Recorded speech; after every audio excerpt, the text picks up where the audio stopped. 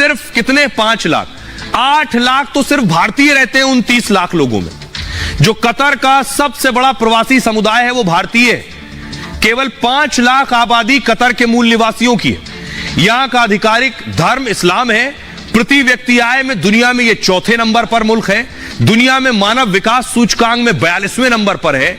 मानव विकास सूचकांक में अरब देशों में 3रे नंबर पर है। यहां दुनिया का 3रा सबसे बड़ा प्राकृतिक गैस भंडार है। कतर तेल भंडार के मामले में भी 3रा सबसे बड़ा देश है। यह कतर के बारे में जानकारी। अब आपको बताऊं, अब यह माना जा रहा है कि हमारे पूर्व नौसैनिकों को जो फांसी की सजा दी है, क्या यह किसी साजिश का हिस्सा है? क्या इसके पीछे कोई बौखलाहट है कतर की? यह तस्वीर मैं आपको इसलिए दिखा रहा हूं क्योंकि अभी एक जंग शुरू हुई, हमास और इजराइल की जंग। प्रधानमंत्री नरेंद्र मोदी ने आतंकी हमले पर इजराइल का साथ दिया, लेकिन गाजा पर अटैक हुआ, अस्पताल पर अटैक हुआ तो प्रधानमंत्री ने संवेदनाएं वहां के लिए प्रकट की। गाजा में मदद भी भारत भेज रहा है, लेकिन क्या कतर को लग रहा है कि भारत इजराइल के साथ खड़ा है? क्यों? क्योंकि कतर खड़ा है गाजा और हमास के साथ। अब मैं आपको बताऊं, क्या यही चिढ़ है, क्या यही बौखलाहट है? इसकी 2 वजह है। पहली वजह हो सकता है इजराइल का साथ होना हो, और दूसरी वजह है G20।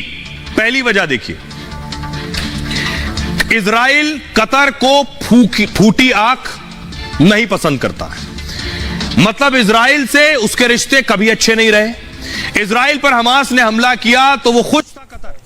मोदी साहब, ये लातों के भूत बातों से नहीं मानते कतर वालों साहब। ये हमारे 8 जवानों को किसी सबूत ना किसी गवाह में के कारण उन्हें किसी वजह से फांसी की सजा दी गई, तो इनके ऊपर सर कार्रवाई करिए। और सुन ले कतर, तू सारे नक्शे से मिट जाएगा। तेरा देश धरती के नीचे कहाँ पे दफन हो गया तुझे खुद नहीं पता चलेगा।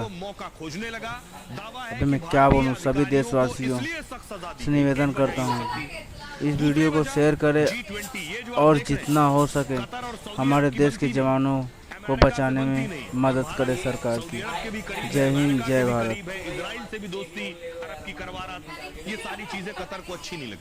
भारत के नए आर्थिक गलियारे से भी कतर चिढ़ा हुआ है। जो नया कॉरिडोर बन रहा भारत से इजराइल और सऊदी अरब होता हुआ यूरोप जाने वाला, उससे भी कतर चिढ़ा है। दिल्ली में G20 बैठक में भारत मिडिल ईस्ट यूरोप गलियारे का ऐलान हुआ था। यह आर्थिक गलियारा इजराइल से होकर जाता है।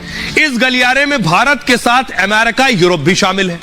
साथ ही इस गलियारे में सऊदी अरब भी शामिल है। सऊदी अरब को कतर चुनौती के तौर पर देखता है, क्योंकि सऊदी अरब और कतर अगल बगल के मुल्क हैं।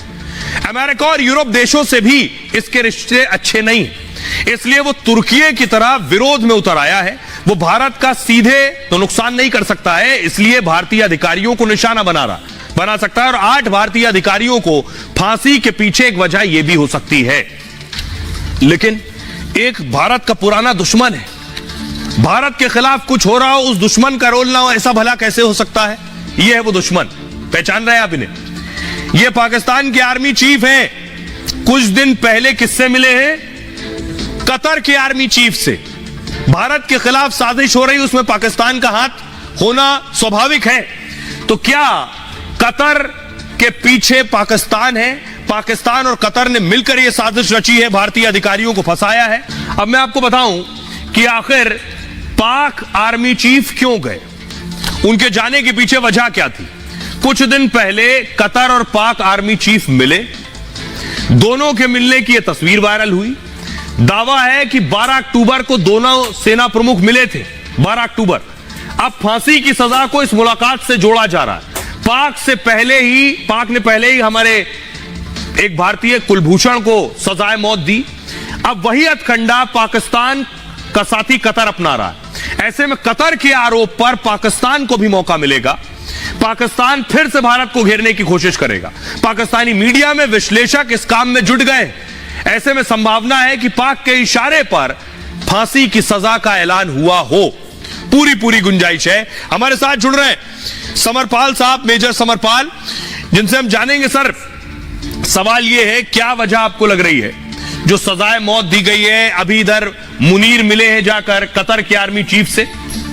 देखिए, कतर के रिश्ते पाकिस्तान के साथ तो अच्छे हैं ही हैं पहले से, और दूसरा अभी बहुत ही वो क्रिटिकल रोल प्ले कर रहा है